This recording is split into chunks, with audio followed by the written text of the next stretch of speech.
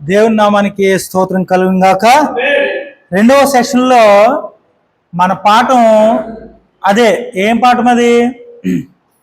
సేవకుడు మరియు కుటుంబం. అంటే కుటుంబంలో మెయిన్ వ్యక్తి ఎవరైతే ఉన్నారో వారు రాంగ్ స్టెప్ వేశారంటే కుటుంబం చిన్నాభిన్నం అయిపోతుంది.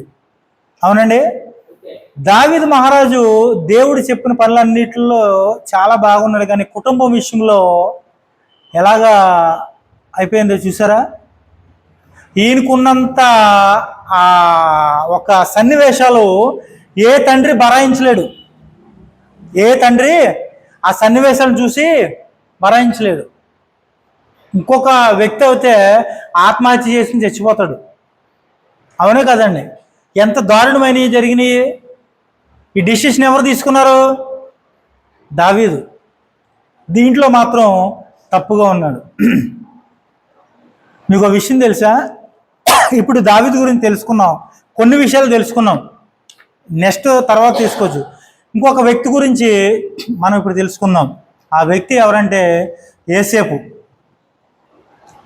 యోసేపు జీవితం చూసుకుంటే మనందరికీ తెలుసు. చిన్నప్పటి నుంచి కూడా ఆయన దేవుని యందు భయభక్తులు కలిగి జీవించిన వాడే. దేవుని యందు భయభక్తులు కలిగి జీవించాడు, కానీ ఆయన కష్టాలు అంతా ఇంత కాదు. అనేకమైన కష్టాలు వచ్చినాయి, మనకు తెలుసు ఆ కష్టాలన్నీ. నేను ఆ స్టోరీ చెప్పట్లే. ఎక్కడి నుంచి ఆయన గుంటలో పడేశారు, గుంటలోని తర్వాత వేరే వాళ్ళకి అమ్మేశారు, ఆయన వచ్చాడు, అంతగానే బాగానే ఉంది. ఈ స్టోరీ అంతా తెలుసు. ఐగుప్తులో మీకే ప్రశ్న ఇప్పుడు. ఐగుప్తులో తెలుసు కదండి ఇదంతా. యోసేపు గురించి తెలుసు కదా చరిత్ర అంతా. యోసేపు గురించి అన్నీ తెలుసు అంటారు, కానీ ఆవిడ భార్య పేరు ఏం పేరు? స్వప్న, జోష్న. చూసారా? ఇప్పుడు మీరు ఒక్కర పలికారు కదా, మిగతా వాళ్ళు పలకలేదు. ఏదో తప్పైంది కానీ రైట్ అయినా కానీ మీరు ఆవిడ పేరు, ఒక పురుషుడి పేరు తెలుసుకున్నప్పుడు ఆ భార్య పేరు ఏం పేరు అనే దాని గురించి ఆలోచిస్తున్నాము. అంటే ఒక సేవకుడు ఆలోచిస్తున్నాడంటే ఎంతవరకు తెలుసు మన వాక్యం గురించి? ఏమ్మా, మనం లోతుగా తెలుసుకుంటాకి క్లాసులు. ఏదో పైన అట్లా పౌడర్ పూసుకుని వెళ్ళిపోవడం కాదు, లోతుగా తెలుసుకోవాలి. ఇప్పుడు అడిగాను యోసేపు గురించి. చిన్నపిల్లలు యోసేపు ఆ గుంటలో పడేశారు అన్నదమ్ములు. ఆ యోసేపు ఐగుప్తుకి రాజుగా ఉన్నాడు, పోతిఫర్ దగ్గర పని మనిషిగా. ఎన్ని బాగున్నాయి. ఆ భార్య పేరు ఏం పేరు? పిల్లల పేర్లు ఏం పేరు? ఎక్కడికి వెళ్ళిపోతున్నాయి? అంటే నేను చెప్పిన తర్వాత చెప్తారా? నేను చెప్పిన తర్వాత చెప్తారా? కరెక్ట్ అండి. భార్య పేరు మీరు చెప్పారు, ఏం పేరండి అయ్యగారు?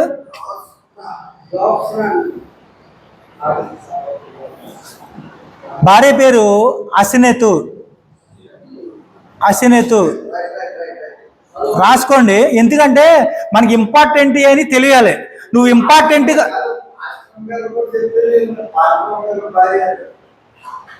అట్లా అంటారా? చెప్తారు. వాళ్ళకి ఉంది, మంచి క్లాస్ ఉంది, మామూలుగా కాదండి. అయితే అసినేతు ఈవిడ ఏం చేసేది? ఆవిడ ఏం చేసిందో మాకు ఏం తెలుసండి. యోసేపు గురించి అయితే మొత్తం తెలుసు. ఆవిడ భార్య ఏం చేసింది? పెళ్లి చేసుకున్నాడు, ఉన్నాడు. కానీ చూడండి, భార్య గురించి కూడా మనం తెలుసుకోవాలి. ఈవిడ పక్క విగ్రహారాధికురాలు, ఐగుప్తు దేవతని పూజించే పూజారి కూతురు. అర్థమవుతుందండి? ఐగుప్తులో ఒక దేవత ఉండేది. ఆ దేవత దగ్గర పూజారిగా పనిచేసే ఒక పూజారి కూతురు. ఓర్పా దేవత పేరు చెప్తున్నారు మీరు. ఏం పేరు? ఓను. ఇవి ఉన్నాయి. ఇవి ఇప్పుడు ఇదొకటి అయ్యొకటి దేవతలకి కూడా సపరేట్గా చెప్తా. ఈ దేవతల్ని పూజించే ఒక భక్తురాలు యోసేపుని పెళ్లి చేసుకున్న తర్వాత ఒక మరి దేవుణ్ణి పూజించే దేవతలను వదిలేసి దేవాతి దేవుణ్ణి మరి పూజించింది అంటే అంటే ఎవరు ఎక్కువగా డామినేషన్ చేశారు ఏంటండి? యేసేపు ప్రభావం చాలా ఉంది. ఇప్పుడు చూడండి, ఇంట్లో భార్య ప్రార్థన చేయట్లేదంటే ఎవరిది ప్రాబ్లం? భర్తదే. భర్త ఎందుకు ప్రాబ్లం? బాధ్యత. ఎందుకంటే భర్త మోకరించి భార్య పడుకున్నప్పుడు పక్కనే ఉండి ప్రార్థన చేస్తే గుండెల్లో దడొచ్చేద్దండి. గుండెల్లో దడొచ్చేద్ది, మామూలుగా కాదు. భార్యకి దడొచ్చి అప్పుడు లొంగుతుంది. అప్పుడు దాకా లొంగదు. నీకు లొంగుతుంది అనుకుంటున్నారా? లోపల ఇంటర్నల్ యుద్ధం జరుగుతుందండి. భార్య భర్తలకి లోపల ఇంటర్నల్ యుద్ధం జరుగుతుంది, మామూలు యుద్ధం కాదు అది. అది పైకి మాత్రం మామూలుగా ఉంటారు, కానీ లోపల మాత్రం బాగా ఇంటర్నల్ యుద్ధం జరుగుతుంది. ప్రతి ఒక్కరు అనుభవించిన వాళ్ళే, కానీ బయటికి చెప్పలేరు. ఏం కాదండి, మీరు చెయ్యండి. అప్పుడు ఏమంటది అనుకుంటున్నావు? నువ్వు ఎప్పుడైతే తప్పు చేస్తావో, ఎప్పుడైతే కసురుకుంటావో, ఎప్పుడైతే కొంచెం నోటు జారి ఏదైనా కొంచెం రాంగ్ స్టెప్గా బూతు మాట వచ్చిందో అప్పుడు భార్య ఏమంటది? చేసేవాళ్ళే ప్రార్థన, నీ నోటంటే వచ్చి ఇయ్యి, నువ్వు చేసే ప్రార్థన ఇది. దెబ్బకి జారిపోతాడు కిందకి. ఏమైనా ఉంటుందా? మొత్తం జారిపోతాడు. ఇంకేం ప్రార్థన కూడా చేయలేడు. ఎక్కడికో వెళ్ళేవాడు మొత్తం ఆగిపోతాడు. కానీ చూడండి, యేసేపు ఎంత ప్రార్థనాపరుడో, ఎంత నమ్మకమైన మనిషో, ఆ మనిషిని బట్టి ఒక విగ్రహారాధికుడి కూతురు మారిందంటే ఎంత అండేది, ఎంత ప్రార్థన ఉండదు ఆయనకి. ఒకసారి ఆలోచించండి. ఒక సేవకుడిగా మనం దేంట్లో కోల్పోతున్నాము? కుటుంబంలోనే మెయిన్ ఇంపార్టెంట్. మనకి కావాల్సింది కుటుంబంలోనే. ఒక దైవ సేవకుల పేర్లు చెప్పను, కానీ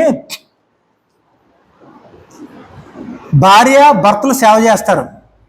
భర్త బాగా ప్రసంగం చేస్తాడు, భార్య ప్రసంగం చేస్తుంది. వీళ్ళిద్దరు ప్రసంగాల్లో కూడా పోటాపోటీ అండి, బాగానే. అసలు మామూలుగా ఒకళ్ళంటే ఒకళ్ళు తగ్గరు. ఇద్దరు ఎలా ఉండాలండి? ఒక కుటుంబంలో ఉండాలా?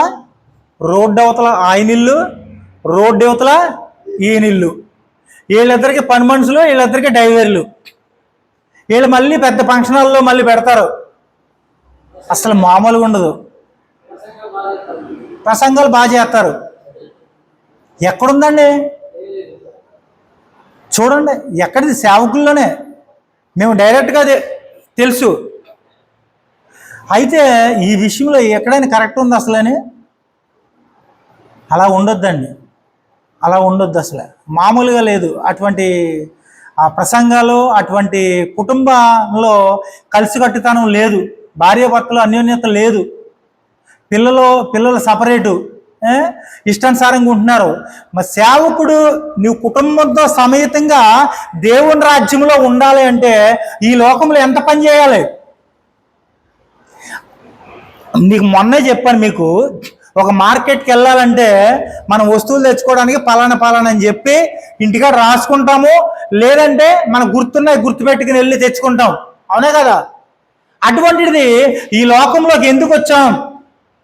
ఈ లోకంలో ఎంతకాలం ఉంటాము? ఈ లోకంలోంచి ఎప్పుడు వెళ్తాము? ఈ లోకంలోంచి వెళ్ళిన తర్వాత జీవితం ఏంటి అనేది ఒక్కసారి మనం ఆలోచించుకోవాలి. మనం ఎలా బయటపడతాం? ఇది శాశ్వతం కాదు. కాకపోతే మనం ఆలోచించుకున్న ఆలోచనల విధానం చాలా ఇంపార్టెంట్.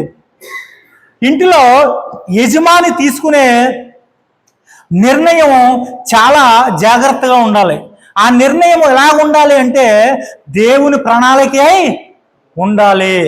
నువ్వు ఏదైనా పని చేస్తున్నావు అంటే దేవుణ్ణి అడగాలి. నీ సొంత నిర్ణయాలు తీసుకుంటే అది నీ జీవితంలో ప్రయోజనకరం కాదు.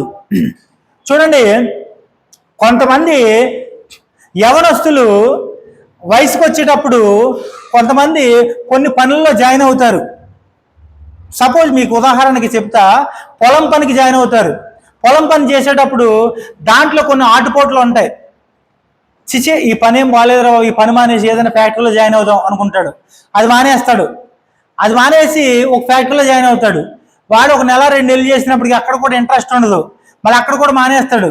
మళ్ళీ వేరే చేతి కింద ఎక్కడైనా మెకానిక్ నేర్చుకుంటాడు, అది కూడా సెట్ కాదు.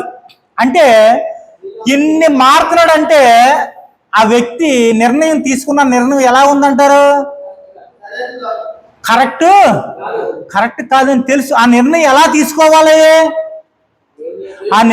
తీసుకోవాలి? దేవుని బిడ్డలో దేవుణ్ణి అడిగి అప్పుడు ఆ నిర్ణయం తీసుకుంటే అది సక్సెస్ అవుద్ది. కానీ నీ సొంత తెలివితేటలతో నువ్వు నిర్ణయం తీసుకుని పైకి ఏది నచ్చితే అది చూసుకుంటూ ఏది నచ్చితే అది చేస్తామంటే ఆ నిర్ణయము కరెక్ట్ కాదు.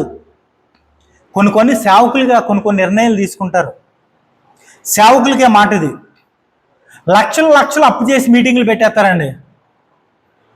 లక్షలు 3 లక్షలు 4 లక్షలు అండి మీటింగ్లు పెడుతున్నానండి. మీటింగ్లు పెడతానంటే ఇస్తారు, దేవుని పని అంటే ఇస్తారు. వాళ్ళు ఏం తక్కువ తీసుకుంటారా? వడ్డీకి ఇస్తారు, లక్షలు ఇస్తారు. 3-4 లక్షలు 5 లక్షలు అప్పు చేసి పెద్ద మీటింగ్ పెడతారు. దాంట్లో నీకు వచ్చిన కానుకలు ఎంత? 1 లక్ష 2 లక్షలు వస్తుంది. 3 లక్షలు ఎక్కడా? నీకు నువ్వు అప్పు తీర్చుకోవాలి. అప్పుడు ఏంటి పరిస్థితి? నీ సేవ దేవుని మీద ఉంటుందా, అప్పు మీద ఉంటుందా?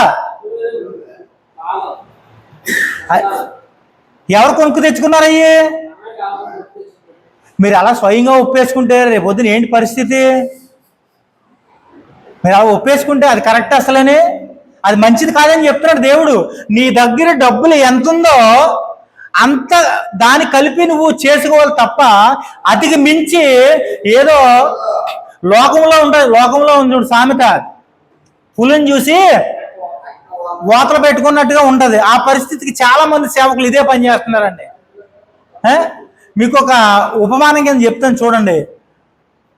1 లక్ష రూపాయలు 2 లక్షలు ఉందనుకోండి, 2 లక్షల రూపాయలు మీ దగ్గర సొంత సొమ్ము ఉందనుకోండి, 15 లక్షల రూపాయల కారు ఇన్స్టాల్మెంట్లో తెచ్చేసుకుంటున్నారు.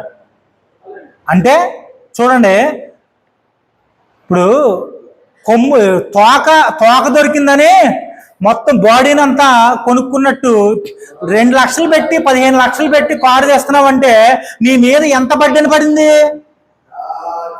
చాలా పడింది. అది ఎన్ని సంవత్సరాలు నేను ఏడిపిస్తుంది? దగ్గర 7-8 సంవత్సరాలు ఏడిపిస్తుంది నేను. ఎంతసేపు ఆనందం పొందుతావు నువ్వు కారులోకి వచ్చి? ఎంతసేపు అండి? నడిపితే 2 గంటలు 3 గంటలు. కొన్ని హైదరాబాద్ నుంచి ఇక్కడికి వచ్చావు అనుకోండి, 8 గంటలు డ్రైవింగ్ చేసిన తర్వాత నీ నడుము ఎలా ఉంటుంది? అప్పుడు అలా ఆడిపోతుంది, మామూలుగా కాదు. చేసి కారుని అక్కడ పడేస్తా, కారులో కూర్చోవు. ఇంకా ఎందుకు కూర్చుంటా? చూడండి మన తెలివితేటలు ఎలా ఉంటాయంటే చాలా దారుణంగా ఉంటాయండి. 1,50,000 రూపాయలు దొరికితే చాలు ఇన్స్టాల్మెంట్ ఇచ్చేస్తారు కదని చెప్పి కారు తెచ్చి దాని సంవత్సరాల పొడికి వాయిదాలు కట్టుకుంటూ ఎందుకండి ఇది చేసేది సేవకులు చేస్తున్నారండి తప్పులు, గుర్తుపెట్టుకోండి. ఎందుకంటే ఆయన ఎవరో కారు దేవుడు ఇచ్చాడండి కారు. నాకు దేవుడు ఇస్తున్నాడా? నీ మొత్తం డబ్బులు ఉన్నాయి నీ దగ్గర? 15 లక్షల డబ్బులు ఉన్నాయా? దేవుని సేవ కొరకు వాడు ఇస్తాడు దేవుడు. 1,00,000 రూపాయలు దగ్గర పెట్టుకుని కారు కొనేస్తే కారు ఈఎంఐ ఎవరు కడతారు? నువ్వే కదా పడేది. మళ్ళీ ఆ బాధ ఎవరు తీసుకొస్తారు? మళ్ళీ విశ్వాసుల దగ్గరకు వస్తారు.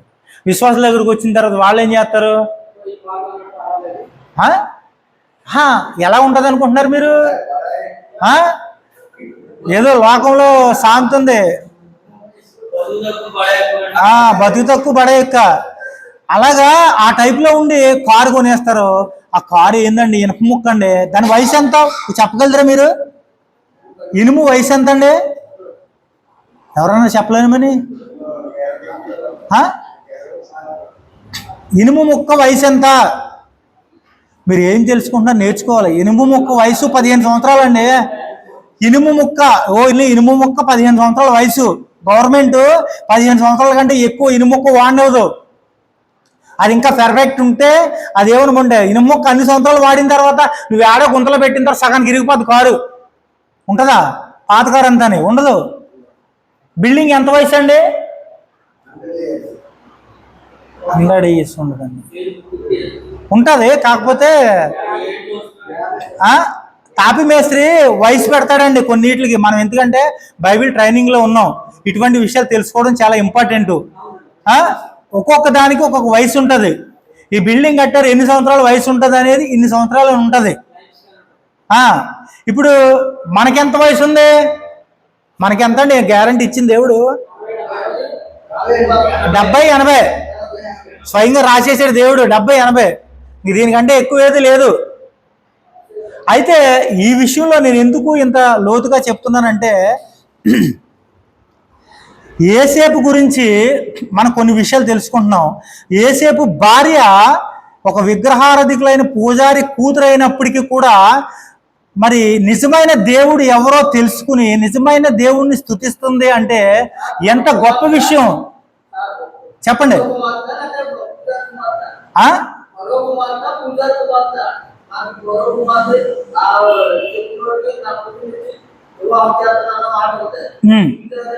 మీరేమనుకుంటున్నారు ఫస్ట్ చెప్పండి నాకు. ఫరో ఎవరిని పూజించాడు? కరెక్ట్. ఈ చిన్న చిన్న సజెషన్లో మీరు కనీసం యేసేపు కూతురు పేరు ఏంటంటే చెప్పలేదు, ఇక్కడి నుంచి లాగుతున్నారు. ఓకే, అయితే పూజారి కూతురే. ఇంకొక మాట చెప్తా.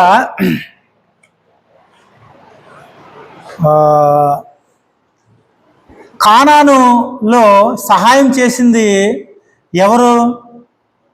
స్త్రీ, వేశ్య.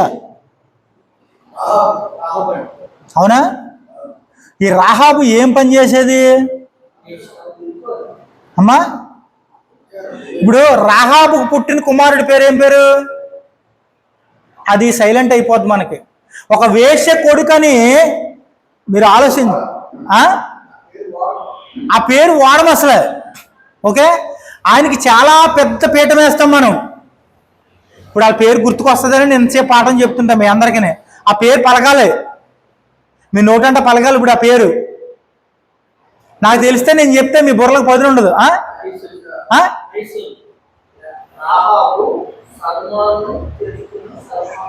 నా దగ్గర ట్రై కాదండి, నా దగ్గర ట్రై లేకండి. ఇప్పుడు రాహాబు కొడుకు ఎవరు?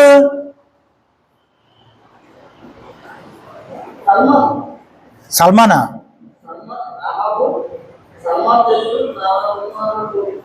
అండ్ ఇదిగో రాహాబు చెప్తాను మీకు. రాహాబు కొడుకుని చాలాసార్లు వాడాం మనం బైబిల్ ప్రసంగం చేసేటప్పుడు చాలాసార్లు ఆ వాడు మనం ఇచ్చాం. అంటే రాహాబు మనవడు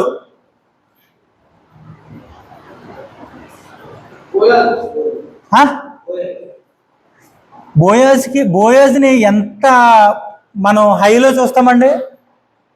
ఒకసారి ఆలోచించండి. బోయాజు అంటే ఎంత హైలో చూస్తాం, మరి రాహాబుని ఎక్కడ పెడతాం? చాలా లాంగ్లో పెడతాం, లిస్ట్లో పెడతాం. రాహాబు దేశంలో, కానాను దేశంలో ఏం చేసేవారు తెలుసండి? విగ్రహారాధన ఎలా ఉండేదో తెలుసా? ఆ విగ్రహారాధన చేసే భక్తులు ఎలా ఉండేవాళ్ళు తెలుసా? అక్కడ ఉండే దేవత పేరు చంద్రదేవత. ఏం పేరండి? చంద్రదేవత.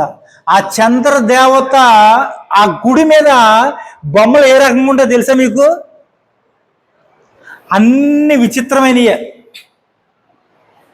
అన్ని మొత్తం ఆ గుడి మీద ఉన్న బొమ్మలన్నీ కూడా, ఇక మీకు ఒక మాటలో చెప్పాలంటే వస్త్రం లేని బొమ్మలు, అన్ని బూతు బొమ్మలు.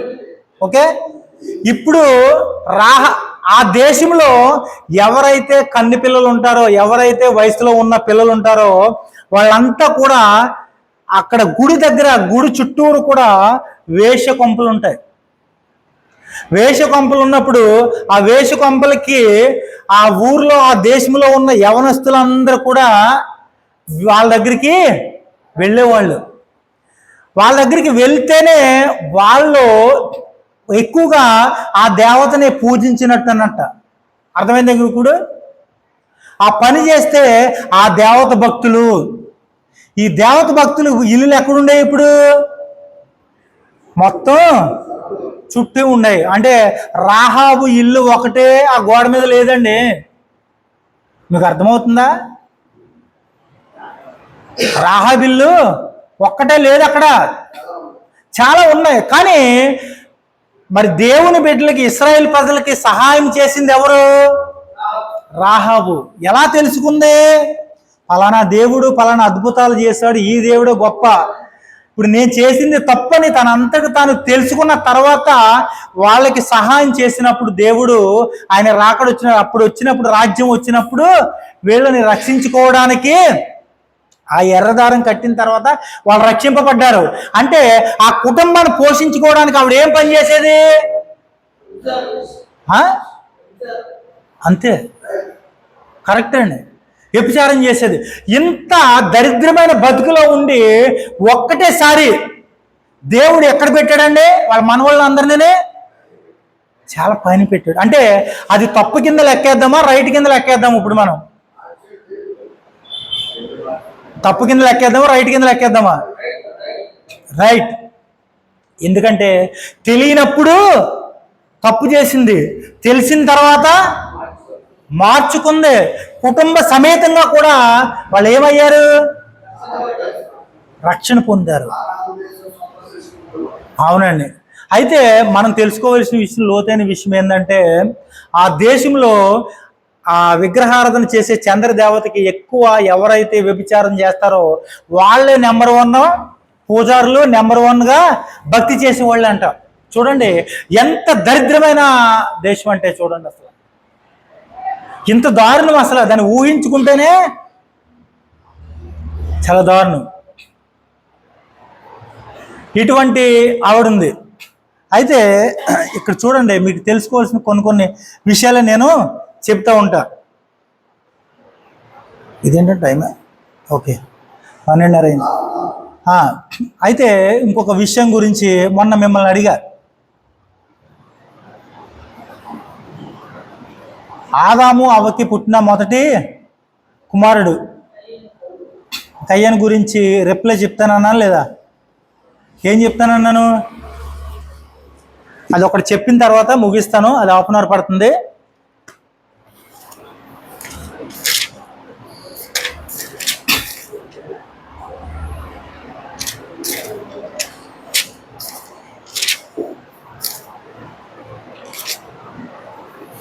ఎన్నో అధ్యాయంలో ఉందండి?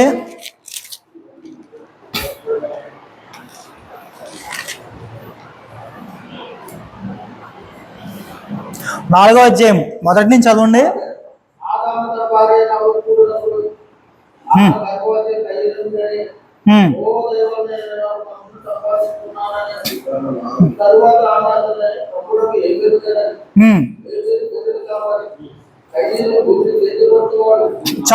చాలండి స్టోరీ తెలుసు, మనకి స్టోరీ తెలుసు. దీంట్లో మీకు ఇంపార్టెంట్ అయిన విషయమే చెప్తున్నా, కొంచెం జాగ్రత్తగానండి. 4వ అధ్యాయం కాడి నుంచి 8 వచనాలు, 8వ వచనం నుంచి చదివితే మనకు అర్థమవుతుంది. అంటే ఎన్ని వచనాలు తేడా? 7 వచనాలు చదవకుండా 8వ వచనం చదవండి.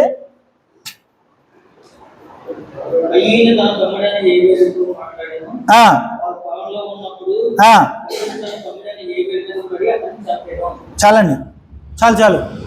ఇక్కడికి మీరు ఒకసారి గమనించండి. 4వ వచనంలో మొదటి వచనంలో ఏమని రాయబడి ఉంది?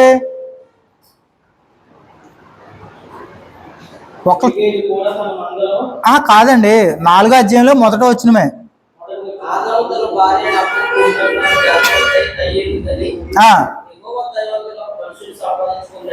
ఓకే, ఇక్కడ ఒకసారి నా ఎంగ చూడండి, ఒకసారి నా వైపు చూడండి.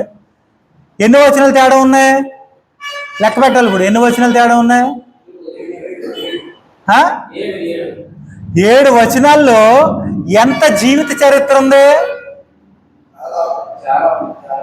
7 వచనాలు జీవిత చరిత్ర అంతా రాయాలంటే బైబిల్ సరిపోదా? ఒకసారి ఆలోచించండి.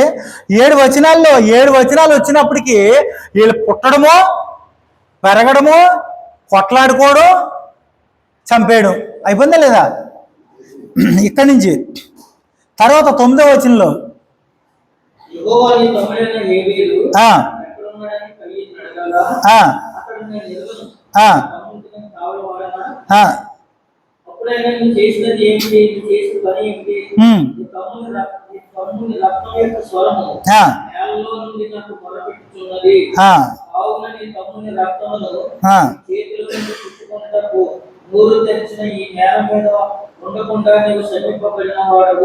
ఏమన్నారు? శపింపబడిన వాడవు నీవు ఉమ్, నువ్వు నేలను సేద్యపరుచుతున్నప్పుడు ఆ, అది తన సారమిక మీదట నీకు ఇయ్యదు. ఆ, నీవు భూమి మీద దిగులుపడుచు ఆ. దేశ దిమ్మలవై ఉందువలెను. చాలండి. దేశ దిమ్మరువై ఉందో అని ఎన్ని సంవత్సరాలకు ఇచ్చాడు దేవుడు? అంతనే ఇవ్వగలము మనం. దేశ దిమ్మరు అంటే ఆయనకి ఎన్ని సంవత్సరాల శిక్ష ఆలోచించారా? అసలు దేశ దిమ్మరువై అని ఒకసారి చెప్పేసామనుకోండి, అది ఎన్ని సంవత్సరాలు ఉంటుందా? ఆయన చనిపోయేదాకా ఉంటుందా, లేకపోతే సగంలో అయిపోద్దా? ఎన్ని సంవత్సరాలు ఉంటుందా? ఆలోచిస్తున్నారా ఎప్పుడన్నా ఈ విషయాల్లో? లైఫ్ దేశ దిమ్మరువై. మరి పెళ్లి చేసుకున్నాడు, ఎట్లా చేసుకున్నాడు? పెళ్లి చేసుకుని పిల్లల్ని కన్నాడు. కనలేదా? కిందకి రండి. 16. కయ్యను తన భార్య కయ్యేలో యెహోవా సన్నిధిలోకి బయలుదేరి వెళ్ళి ఏదోము తూర్పు దిక్కున మోదు దేశంలో కాపురం ఉండెను. ఒకసారి ఆగండి. ఈ వచనకి ఎంత దూరం ఉందండి? చాలా దూరం కదండి. ఎన్ని వచనాలు తేడా ఉంది? ఇంత ప్లేస్ తేడా ఉంది. అవునా? ఈయనకి భార్య ఎక్కడి నుంచో, ఈయనే కదా మొట్టమొదటి పుడతా. అంటే ఇంకొక లోకం ఉందా? దేవుడు ఇంకో ప్రపంచాన్ని పుట్టించాడా? లేదంటే ఇంకొక కుటుంబాన్ని ఎక్కడైనా పుట్టించి ఈయన కొరకు భార్యను తయారు చేశాడా? ఈ డౌట్ ఎప్పుడైనా వచ్చిందా? రాలేదా? అయ్యగారు మీరు చెప్పాలి. మీరు అప్పుడప్పుడు మాట్లాడుతూ ఉండాలి. ఇప్పుడు ఈ డౌట్కి సమస్య మనం తెలుసుకోకపోతే ఎట్లా ఉంటుంది పరిస్థితి? సేవకులుగా మనం తెలుసుకోవాలి. ఎక్కడి నుంచి వచ్చిందంటారు? పోనీ మీకు ఆలోచన తగ్గట్టు చెప్పండి నాకు ఒక మాట.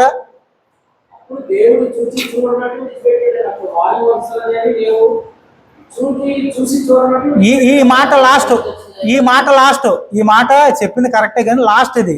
నేనేం అడుగుతున్నానంటే, ఎక్కడి నుంచి వచ్చింది? ఎన్ని సంవత్సరాలు అయి ఉంటాయి? ఈమెకి ఒక భార్య ఒక పిల్ల తయారవ్వాలంటే ఒక దేశం తయారవ్వాలి. చూడండి, ఏ దేశం అండి అది? నోది దేశమా? నోది దేశం, ఒక దేశం తయారైపోయింది అప్పుడే. అంటే ఈయన ఎన్ని సంవత్సరాలు దేశ దిమ్మరిగా ఉన్నాడు? లెక్క రాయలేదు ఇక్కడ, రాయబడలేదు. దేశ దిమ్మరిగా ఉన్నాడు. దేశ దిమ్మరిగా ఉన్నప్పుడు ఇక్కడికి అప్పుడు కయ్యోను యెహోవా సన్నిధిలో నుండి బయలుదేరి వెళ్ళి ఏదేనుకు తూర్పు దిక్కున నోదు దేశంలో కాపురం ఉండెను. కాపురం ఉండమంటే తర్వాత చదవండి.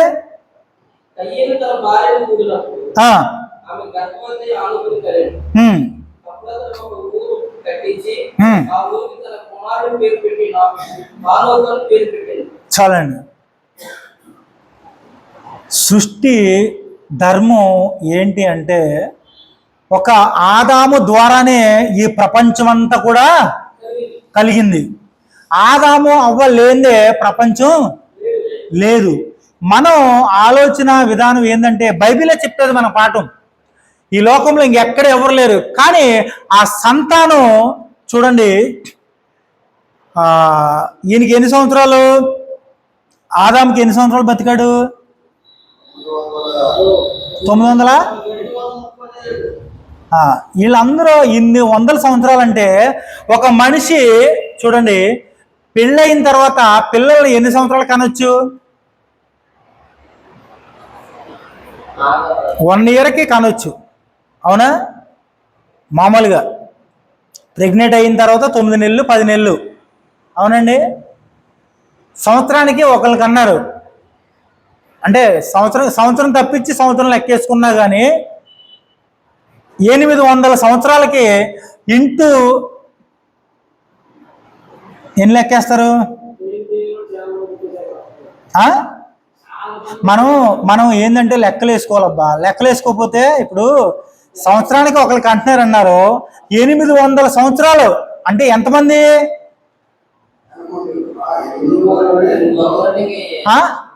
800 మంది పుట్టారు. ఇక్కడ ఆగుదాం.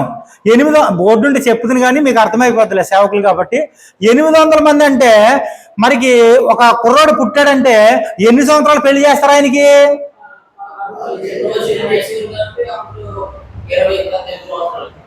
పోన్లే, నీ మాట ఎందుకు నా మాట ఎందుకు, 25 సంవత్సరాలు వేసుకుందాం. 25 సంవత్సరాలకి ఇప్పుడు 800 సంవత్సరాలు కదా.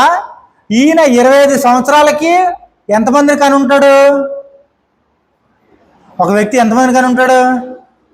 ఒక 20 మందిని కని ఉంటాడు. 24 సంవత్సరాల నుంచి మళ్ళీ తర్వాత కొడుకులు కూడా కంటారు కదా,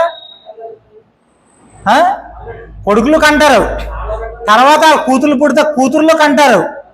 కంటిన్యూ ఎప్పుడైతే మూల పురుషుడు ఉన్నాడో మూల పురుషుడు కూడా కంటున్నాడు. తర్వాత కొడుకులు మనవాళ్ళు అందరూ కంటనే ఉన్నారు. అవునండి. ఇప్పుడు పేపర్ తిరిగేద్దాం.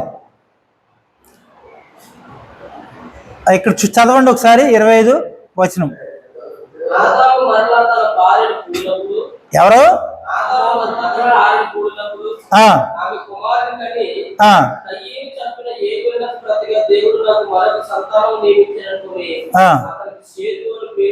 సరే, సేతు ఎప్పుడు పుట్టాడు? ఇక్కడ భార్య ఎప్పుడు పుట్టిందండి? వెనక్కి తిరగండి మళ్ళీ. ఇందాక చదివింది.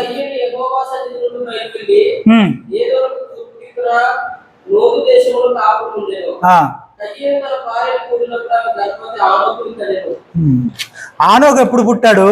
ఇప్పుడు తర్వాత మళ్ళీ యువతలకు ఎప్పుడు, సేతు ఎప్పుడు పుట్టాడు? ఎంత రహస్యం చూసారా? అంటే దేవుని సృష్టి ఎంత అద్భుతమైనదో ఒక్కసారి గ్రహించాలంటే ఆలోచన అనేది ఆయనలోకి వెళ్ళిపోవాలి. మనం ఇక్కడ వదిలేసేయాలి మొత్తం. ఆలోచన అనేది ఆయనకు అప్పచెప్తే ఆయన మొత్తం స్క్రీన్ మీద మొత్తం చూపిస్తాడు నీకు. నువ్వు ఇక్కడే ఉండి ప్రార్థన చేస్తున్నామంటే రోడ్డు అంట బళ్ళు ఎన్ని వెళ్తున్నాయా, లేదా ఇంటికాడ ఏం చేస్తున్నారా, మా ఓళ్ళు ఎక్స్ట్రా రాశారా, ఇవన్నీ తిరుక్కుండా వెళ్తే ఏం చూపిస్తాడు దేవుడు నీకు? ఏమైనా చూపిస్తాడా? దేవుని అద్భుతాలు చూడాలంటే మనము ఆయన రూపంలోకి వెళ్ళిపోవాలి. నీకు అరికాల నుంచి మొదలు కొట్టుకుని నన్నెత్తి వరకు కూడా ఏ పాపపు ఆలోచన రాకుండా ఉండాలి అంటే నువ్వు ఉండవలసిన స్థలం ఎలా ఉండాలి? పరిశుద్ధంగా ఉండాలి. మరి పరిశుద్ధంగా ఉంటున్నామా? మీరు రోజు కొన్ని విషయాలు తెలుసుకుంటున్నారని నాకు తెలుస్తుంది.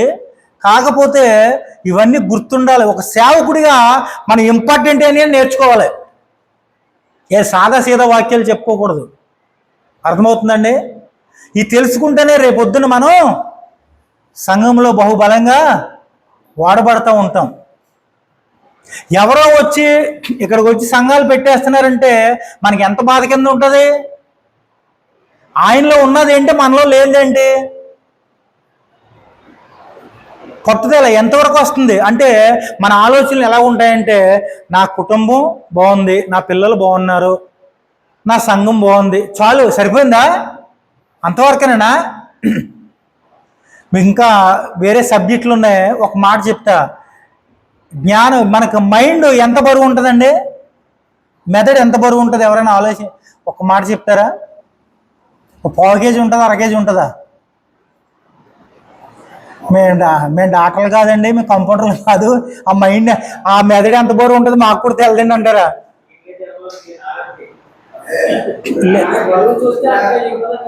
ఆయన ఏదో రికార్డ్ చేస్తున్నట్టున్నాడు, ఫోన్ ఇలా పట్టుకుని ఉన్నాడు. ఏంటండి? 20 గ్రాములు. ఈసారి ఫస్ట్ డాక్టర్ MBBS డాక్టర్ దగ్గరికి వెళ్ళిన తర్వాత ఫస్ట్ ఇదే ప్రశ్న అడగండి. మీ దగ్గరికి వచ్చి ఫీజు కట్టింది ఎందుకంటే అండి, నా మైండ్లో ఉన్నది, నా మైండ్ ఎంత బరువు ఉంటుందో చెప్పండి, అప్పుడు మిమ్మల్ని డాక్టర్ కింద నమ్ముతానని చెప్పండి. తెలుసుకోండి. అయితే నేను చెప్పబోయేది ఏంటంటే, మన మైండ్ 100% ఉందనుకోండి, 100% వర్క్ చేస్తుంది. 100% దేవుడు మనకి ఇచ్చాడు. 100%. ఆ 100%లో మనం ఎంత వాడుతున్నామో తెలుసా?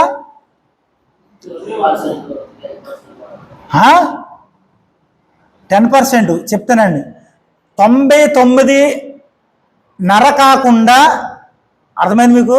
99 కాకుండా 99.5 ఉంటుంది చూసారా, 99.5 తీసేయండి. దాంట్లో ఎంత ఉంది? ఇంకా అర ఉంది. ఆ అరలో ఎన్ని భాగాలు చేయాలంటే 4 భాగాలు చేయాలి. 4 భాగాలు చేస్తే 1 భాగం వాడుతున్నాం మనం. ఆ 1 భాగం కూడా కొంచెం కొంచెం వాడుతున్నాం. 1.5 భాగం వాడినోడు శాస్త్రవేత్త. అర్థమైందండి మీకు? ఆ 1.5లో శాస్త్రవేత్త అవుతున్నాడు. అంటే శాస్త్రవేత్త అంటే మామూలుడు కాదు. మంచి కొత్త ట్రైన్ కనిపెట్టినాడు, హెలికాప్టర్ కనిపెట్టినాడు, చంద్రమండలంకి వెళ్ళినోడు. ఓకే, చూసేసారు అప్పుడే? రైట్. అదే అబ్జర్వేషన్ అలా ఉండాలి. ఎందుకంటే మనం కూర్చుని మాట్లాడకుండా డిస్కషన్ చేసుకుంటున్నాం. ఎందుకంటే ఒక సేవకులుగా ఇటువంటి విషయాలు తెలుసుకోవడం అవసరం మనకి. అన్ని రోజులు రావు మనకి. అయితే చూడండి ఎంత పర్సెంటేజ్ వాడుతున్నామో గుర్తుపెట్టుకోండి ఒకసారి. ఇంత తక్కువ వాడుతున్నాం, కన్వదంతా వేస్ట్ అయిపోతుంది. దేవుడు మనకి ఎంత జ్ఞానం ఇచ్చాడో అంత జ్ఞానాన్ని మనం వాడుకోకుండా వేస్ట్గా వదిలేస్తున్నాం. మనిషికి ఎంత ప్రాధాన్యత ఇచ్చాడంటే అండి, భూమి మీద ప్రతి దాని మీద కూడా అధికారం ఇచ్చాడు దేవుడు మనకి. ప్రతి దాని మీద అధికారం ఇచ్చాడు. మీరు చూసే ఉంటారు, పులులు సింహాలు అంటే భయపడుతూ ఉంటారు. కొంతమంది చూడండి, పులుల్ని కేకైతే వస్తాయి, సింహాలు కేకైతే వస్తాయి. వాడు కూడబెట్టి నడుచుకుంటూ వెళ్తాడు. ఇక్కడికి వెళ్ళి అంటే పరిగెడుతుంది. ఎలా పరిగెడుతుంది? స్వాధీనంలో ఉంది. కొండ సెలవులో పెద్ద పెద్ద పాములు మనం అంటే జడుచుకుంటామేమో, వాళ్ళు ఆడుకుంటారు. కొంతమంది తినేస్తున్నారు. ఇంకా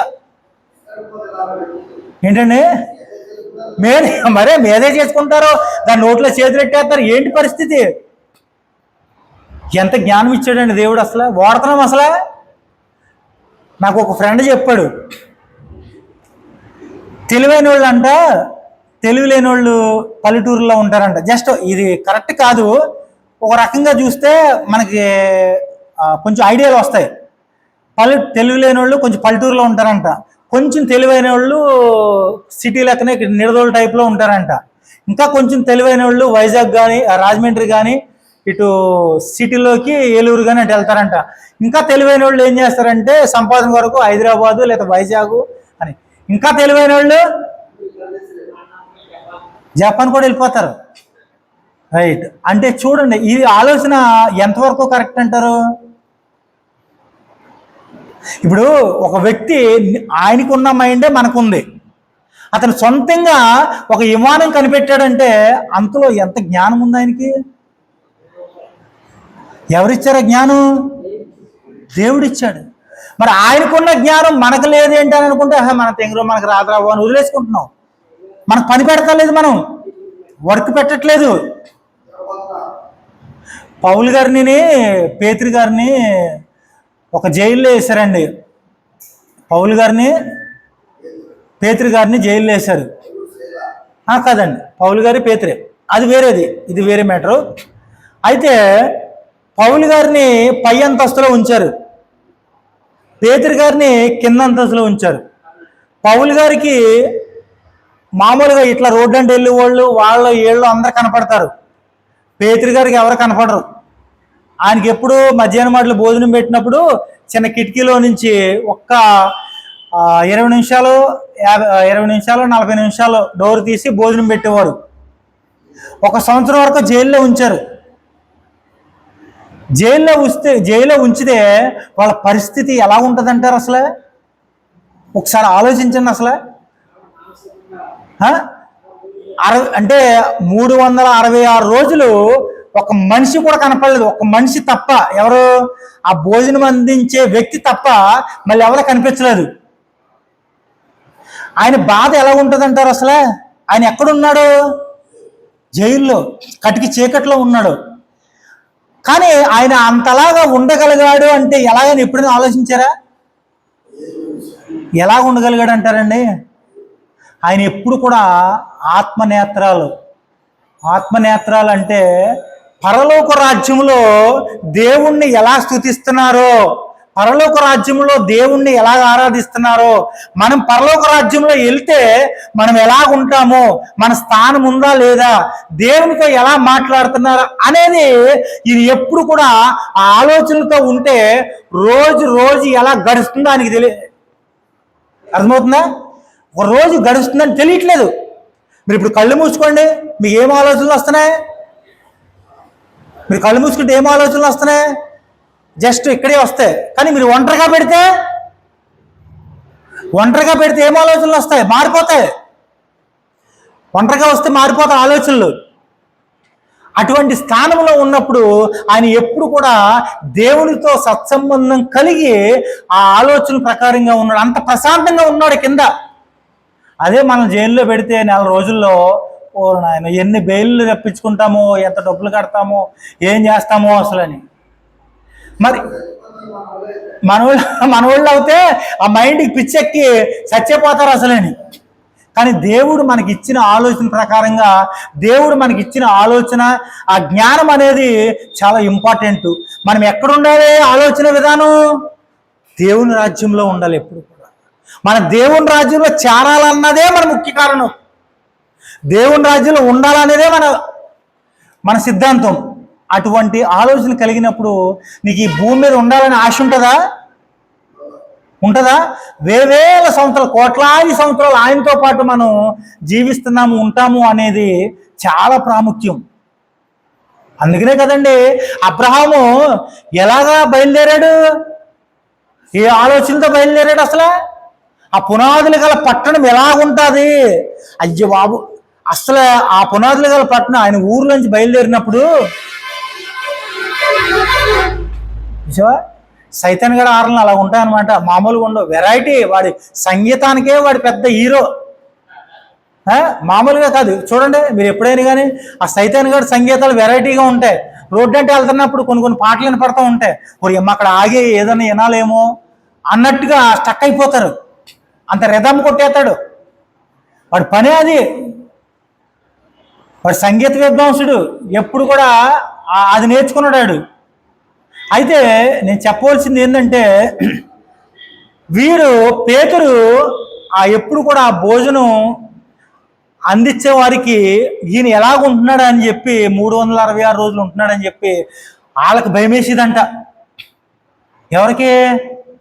ఆ భోజనం ఎవరైతే అందిస్తున్నారో ఆ జైలు అధికారి వాళ్ళకి భయమేస్తే వాళ్ళు ఏం చేశారంటే ఆయన అడిగేవారు, ఏమండి మీరు ఎలా ఉంటున్నారు, ఏంటి పరిస్థితి ఏంటంటే, నా దేవుడు, నా దర్శనం, దేవుడు మాట్లాడుతున్నాడు, నేను పరలోక రాజ్యం అంతా తిరిగి వస్తున్నా, నాకు ఇలా ఉందని చెప్పి దర్శనాలు చెప్పినప్పుడు అక్కడ దాదాపు జైలర్ అంత 10 మంది వరకు రక్షణ పొంది బాప్తిస్మం తీసుకున్నారంట. బాప్తిస్మం ఎలా తీసుకున్నారు? అక్కడ ఆ చిన్న గుంటలో నీళ్లు వస్తున్నాయంట.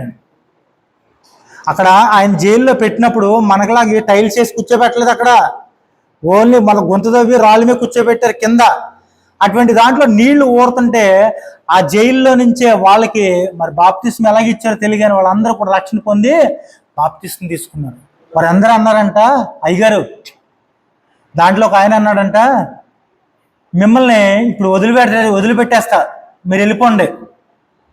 జైలు అధికారి నేను వస్తే నేను చనిపోతా, నేను రక్షణ పొందా, నేను చనిపోతా. కానీ మీరు బయటికి వెళ్తే అనేక కోట్ల మంది రక్షింపబడతారు, మీరు బయటికి వెళ్ళిపోండి, నేను డోర్లు తీసేస్తాను, ఏం కాదు అని అన్నాడంట. అప్పుడు ఏం చేసి ఉంటాడంటారు పేతురు గారు? ఇప్పుడు మీకు ప్రశ్న, నేను చెప్పిన దాని కథ, వెళ్ళిపోయాడు అంటారా లేదా అక్కడే ఉన్నాడంటారా? అక్కడే ఉన్నాడు కదా, కరెక్టే. ఎందుకంటే తీసాడంట. తీసిన తర్వాత కొంత దూరం వెళ్ళినప్పటికీ దేవుడు ప్రత్యక్షమయ్యాడంట.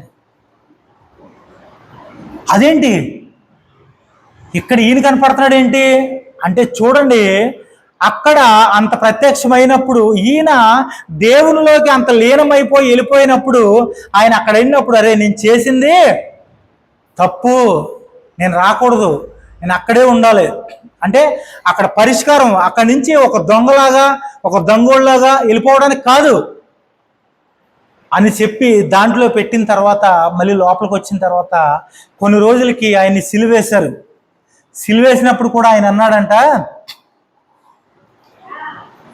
ఆ యేసుక్రీస్తు సిలువేసినట్టు నన్ను వేయొద్దు, ఆయన సిలువేసినట్టు నన్ను వేయొద్దు, ఆయన అర్హుడు, నేను కాదు, నన్ను రివర్స్ చేయండి, తలకిందులుగా వేయండి. వాళ్ళు అన్నారంట, ఒరే బాబు, ముక్కుళ్ళలోంచి రక్తం వస్తుంది, మొత్తం పొట్ల బేగిల నోట్లోకి వస్తాయి, చెవుల్లోంచి రక్తం వస్తుంది, ఇంకా భయంకరంగా ఉంటుంది. అసలే నాకు ఏమి భయపోయినా పర్లేదు, అసలు నాకు ఏదేమైనా పర్వాలేదు, నేను భరాయిస్తా నా దేవుని గురించి. ఆఫ్టర్ ఆల్ ఈ లోకంలో అంతే కష్టం, అక్కడికి వెళ్ళిన తర్వాత నాకు ఒక రేంజ్ కిరీటం ఉంటుంది, లేలియా అంత కిరీటం ఉంటుంది, నేను దీనికి అడుగు నన్ను ఎలాగేయండి అన్నాడు. అంత దమ్ముందా మనలో? అసలు 1% ఉందా? సేవ చేస్తున్నామండి, దేవుని పని చేస్తున్నామండి మనం. ఇంత త్యాగం ఉందా మనకి? ఇంత త్యాగం ఉందా? ఆయన తల్లకిందులుగా నోట్లోంచి పేగులు వస్తాయి, చెవుల్లోంచి రక్తం వస్తాయి, నోట్లోకి వచ్చేస్తా, అన్నీ అంతే భయంకరమైన బాధ. అస్సలే తెగించేశాడండి చావుకి. మన దేవుడు ఆ మరణ ముళ్ళునే విరిచి పడేశాడు. ఎంత కళ్ళు మూస్తే కళ్ళు తెరిస్తే అసలు మామూలుగా కాదు పరలోక రాజ్యం. అంత స్థితిలోకి ఆ పేతురు గారు వెళ్ళాడు అంటే చూడండి, ఆయన ఎంతగా ఆలోచించాడు దేవుని రాజ్యం గురించి. అది ఎంత సుందరంగా ఉంటుంది, ఎంత అందంగా ఉంటుంది దేవుని రాజ్యం. ఒక రాజ్యాన్ని మన కొరకు ఏర్పరుస్తున్నాడు అంటే దేవుడు, మన గృహం, నా గృహం ఎంతవరకు వచ్చింది అక్కడ? నీ ఇల్లు, నా ఇల్లు, అందరి ఇల్లులు కూడా అక్కడ కట్టబడుతున్నాయి. నువ్వు ఎలాగైతే ఇక్కడ సేవ చేస్తావో నీ ఇల్లు అక్కడ అంతా సుందరంగా తయారవుతుంది. నువ్వు ఎక్కడ సేవ ఎంత నిరుత్సాహంగా ఏమీ లేనట్టుగా చేస్తున్నావంటే నీ ఇల్లు కట్టుబడి ఆగిపోతుంది అక్కడ. నీ ఇల్లు పరలోక రాజ్యంలో కట్టబడాలి, తొందరగా తయారవ్వాలంటే ఈ లోకంలో నువ్వు ఎంత పని చేయాలి దేవుని కొరకు? చేస్తున్నాం మనం. ఏదో ఆదివారం ఒకరోజు ప్రార్థన, శుక్రవారం ఒకరోజు ప్రార్థన, ఎప్పుడైనా గృహ కూడిక, కనుమ ఖాళీటయ్యో వృధా. మిలిటరీ వాళ్ళు కంటిన్యూ పనిచేస్తారండి. మిలిటరీ వాళ్ళు, ఆఫ్టర్ ఆల్ మిలిటరీ వాళ్ళు ఒక దేశాన్ని కాపాడడానికి పొద్దునుంచి సాయంత్రం దాకా కాపాడతారు. వాళ్ళు ఇమీడియట్గా ఏదైనా యుద్ధం వచ్చిందనంటే నైట్ లేదు పగలేదు బయలుదేరి వెళ్ళిపోతారు ప్రాణాలకు తెగించి. వాళ్ళకంటే మనం ఎక్కువ. మనం ఎవరు సర్వెంటు? God servant. మనం దేవుని పనివారం. మనం నిద్ర లేకుండా నిప్పులు లేకుండా దేవుని పని చేయాలి. ఏదో చిన్న మీటింగ్ పెట్టినందుకే కొంచెం మనం ఆలస్యంగా వస్తున్నాం, చాలా జాగ్రత్తగా గమనించండి. దీంట్లో ఒక్కొక్కరికి పట్టుదల ఉంటుందండి, ఒక్కొక్కరికి పట్టుదల ఉండదు. ఏదో నామకే ఉన్నామా, వెళ్ళామా, వచ్చామా, అయ్యగారు ఫోన్ చేశారా, వచ్చామనుకుంటాం. కానీ ఈ విషయంలో చాలా జాగ్రత్తగా ఉండాలి. దేవుని పనిలో చాలా బలంగా పనిచేయాలి మనం. మరి పేతురు అంతమంది బాప్తిస్మ ఇచ్చి తల్లకిందులుగా కూడా ఆయన సొంతంగా ఆయనే ఏమన్నాడంటే, సిలువ మనకి కొంచెం జ్వరం వచ్చినా, కొంచెం తలనొప్పి వచ్చినా, అయ్యో బాబోయ్ అసలు మామూలుగా కాదు యాక్టింగ్. అసలు మెడికల్ షాప్లో ఉన్న ట్యాబ్లెట్లన్నీ మింగేస్తాం, పక్కనున్న దేవుని పట్టించుకోం. ఈ డాక్టర్ కుదురుతలేదు, ఈ డాక్టర్ తెలియదు, ఇంకో డాక్టర్ దగ్గరికి వెళ్ళిపోదాం. ఇక్కడ నిడదోల్లో పనిచేయదు, వెళ్ళిపోదాం తాడేపల్లిగూడెం లేదా రాజమండ్రి వెళ్ళిపోదాం. అక్కడ ఆయన మొత్తం కింద మీద పైన ఇండక్షన్ చేసిన తర్వాత అబ్బో సూది పొడితేనే కానీ నయమవుదు మనకి. ఆయన గట్టిగా సూది పొడిస్తే తగ్గినట్టు ఉందరో. మరి ఏంటో దీనికి అలవాటు పడిపోయాం. ఒక బాధ ఎత్తే ఓర్చుకోలేము, ఒక కష్టం వస్తే ఓర్చుకోలేము. వాళ్ళ బాధల ముందు మన బాధ ఎంత అండి అసలనే? వాళ్ళ బాధ ముందు మన బాధ ఎంత అసలే? మనం చూడండి ఎంత ధైర్యం కలిగి ఉండాలి. ఒక సేవకుడిగా ఇవన్నీ కూడా మన జ్ఞాపకం తెచ్చుకుంటూ పట్టుదల కలిగి సేవలో బలంగా ఉండి ప్రతి విషయంలో కూడా నిద్రకు కానీ కష్టానికి కానీ దేనికి కానీ లొంగకూడదు మనం. ఇవన్నీ ఎవరు చూస్తున్నారు? ఒక మనిషి చూస్తే నువ్వు చేస్తున్నావా? నిన్ను దేవుడు చూస్తున్నాడని ప్రతి పని కూడా నువ్వు చేసుకోవాలి. నువ్వు దేవునికి కరెక్ట్గా ఉండాలని నాకు కరెక్ట్గా కాదు. ఒక సేవకుడిగా ఏదో నీ దగ్గర నేను నిరూపించుకుంటాం కాదు. నువ్వు దేవునికి నువ్వు కరెక్ట్గా టైంకి వచ్చావా, వాక్యం విన్నావా, ఇంటికి వెళ్ళిన తర్వాత వాక్యం ప్రిపేర్ అయ్యి మనం నెమరు వేసుకుని దేవుడు నీతో ఎలా మాట్లాడాడు, ఇంకో రకంగా మాట్లాడా లేదా ఇలా మాట్లాడా, దీంట్లో ఏది స్పష్టం అనేది నువ్వు నిర్ణయం తీసుకోవాలి. ఒక్కసారి ఆలోచించండి ప్రియమైన దేవుని బిడ్డలారా. ఎందుకంటే ఒక సేవకుడిగా మనం చాలా బలంగా ఉండాలి. మనకి ఒక మాట చెప్తూ ఉంటాం, దేవుని మందిరానికి వస్తే స్వస్థతలు జరుగుతాయి, దేవుని మందిరానికి వస్తే మంచి ఆరోగ్యాలు ఉంటాయి, దేవుని మందిరానికి వస్తే ఉన్నత స్థితిలో ఉంటాం, దేవుని మందిరానికి వస్తే మనకి మేళ్ళ మిద్దులు వస్తాయి, కార్లు వస్తాయి. ఇవన్నీ కాదండి ముందర చెప్పవలసింది. ఇవన్నీ కాదు. దేవుని మందిరానికి వస్తే, దేవుని దగ్గరికి వస్తే మనకు ఫస్ట్ వచ్చే ఏంటండి? శ్రమలు. ఈ శ్రమలన్నీ ఎదుర్కోవడానికి నీకు ఓర్పు, సహనం ఉండాలి. నువ్వు దీంట్లో కొన్ని ఆయుధాలు సంపాదించుకోవాలి. ఆయుధాలు ఏం ఆయుధాలండి?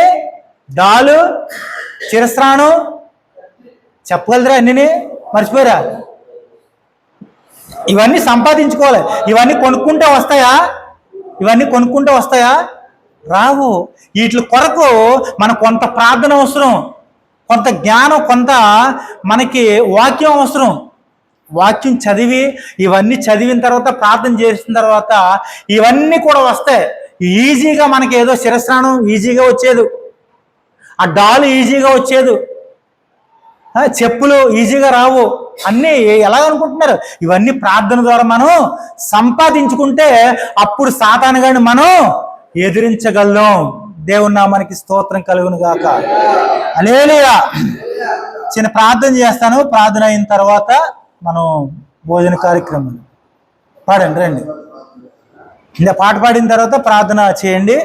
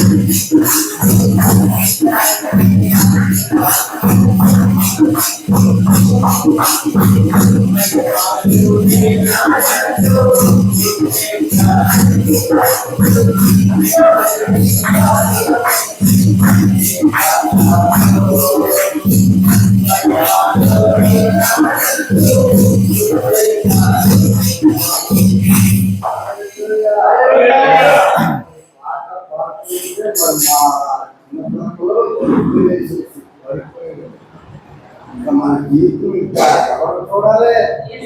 ఆయనే ఇంకా ఎంతమంది చూసినా చివరికి ఆయన చూసుకుంటూనే బతికేద్దాం అక్కడ. అదే కావాలి. చేతులు పైకెళ్తున్నాగా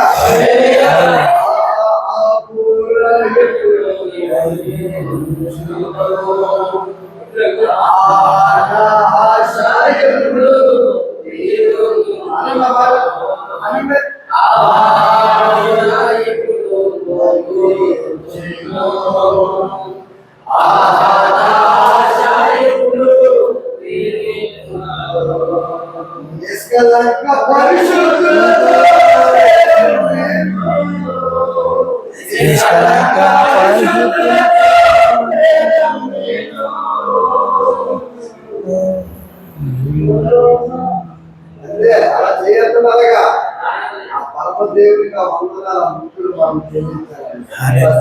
చాలా బాగుంది. మనం వినని మాత్రం మనం విన్నాం. ఏదో లైన్గా చదువుకుంటూ వెళ్ళిపోతాం కానీ మనం ఆ బ్యాక్గ్రౌండ్ ఏం చేయము ఆలోచన. బైబిల్ క్లాస్ అనేది మనకు చాలా ఉపయోగం. బాగుందా లేదా? ఏ బాగుంది? నిద్రపోకూడదు. చక్కగా చెప్పారు. నేను వెనకాల కూర్చునే నేను ప్రతిదీ వెంట నేను ఏదో ఆగతిగా నాకు తెలిసినట్టు కూర్చున్నాను. నేను కూడా అలాగే ఉన్నా. దేవుడు నిజంగా ఈరోజు రాజుగారిని దేవుడు నేను పెట్టుకున్న మంచి లెసన్స్ మనకి మన వినని విషయాలు దేవుడు మనకు బయలుపరిచాడు. అది మన సేవకు ఎంతో ప్రార్థన. తండ్రి ఇంత చక్కగా ఈ గుడికను ఈ ఫస్ట్ సెక్షన్ లో జరిగించాను. ఈ దాసుడు రాజుగా ఈ ఆత్మతో నింపబడి సేవకులకు అనేకమైన లోతైన విషయాలు ఆయన మీ సేవకుల ద్వారా బయలుపరిచారు. మీకు వందనాలు. మధ్యాహ్న సెక్షన్ ఎంతకంటే ఎక్కువ ఘనంగా మీరు జరిగించారు. ఏదో పెట్టున్నాం అనుకోకుండా చక్కగా తిని దాన్ని వారి సేవా జీవితంలో ఉపయోగించుకున్న వారిగా నచ్చారు. సమస్త కార్యములన్నింటిలో మీరు మహిమ పొందాలి. యేసయ్య నామమున జీవాహారమై మాలోకి వచ్చిన యేసు నామమున ఈ ప్రార్థనని పొందుతూ ఉన్నాము. Thank you. ఇప్పుడు ఏంటి? లంచ్ తర్వాత కరెక్ట్గా 2 గంటల వల్ల ఏమవ్వాలి? కూర్చోవాలి. 4 గంటలకు ఎక్కువ సమయం. ఒక నిమిషం ఎక్కువ 4 వేసరికి మమ్మల్ని అందరూ ఇయ్యేదా? ఓకేనా?